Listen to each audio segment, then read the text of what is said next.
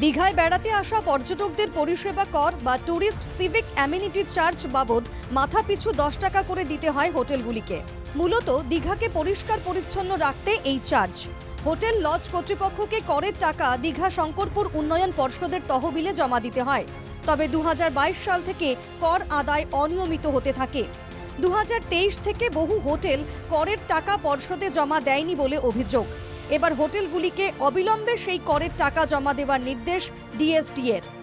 Register অনুযায়ী টাকা না দিলে হোটেল পিছু 5,000 টাকা করে জরিমানা দিতে হবে। রেজিস্টারটা ঠিকঠাক নেই, পাওয়া যাচ্ছে না। সেই জন্য আমরা একটা করেছি যে 2024 সালে মার্চ মাসের যা হিসেব আছে, যাদের রেজিস্টার নেই তারা ওই হিসেবে প্রিভিয়াস ইয়ারগুলোতে দেবে।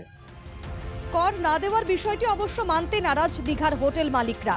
উল্টে পর্ষদের বিরুদ্ধে কর নিয়ে পরিষেবায় গাফিলতির অভিযোগ হোটেল মালিকদের। হোটেল মালিকরা সব দিয়ে দেয়, এটা দেয় না কথা ভুল। হোটেল মালিকরা দিচ্ছে, কিন্তু হয়তো ডেলি পায় না, মাসে মাসে নিচ্ছে বা 2 মাসে 3 মাসে ওরা দিয়ে আসছে। তো সেগুলো রেগুলারও করে দেওয়া হয়েছে, যাদের যাদের বাকি ছিল সব করে দিয়েছে।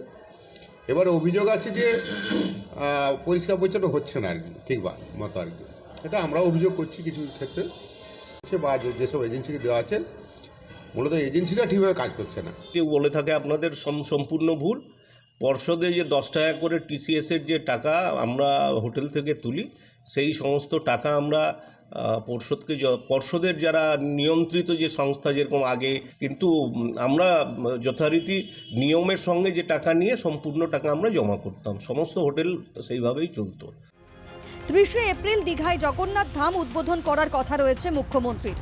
তার আগে সমুদ্র সৈকত দীঘাকে আরও সুন্দর করতে তৎপর ডিএসডি-এ। এমতাবস্থায় হোটেল মালিক ও পর্ষদের মধ্যে পরিষেবা কর বিতর্কের জল কতদূর গড়ায় সেটাই দেখার। দীঘা থেকে শান্তনু বেরার রিপোর্ট, এনকেটিভি বাংলা।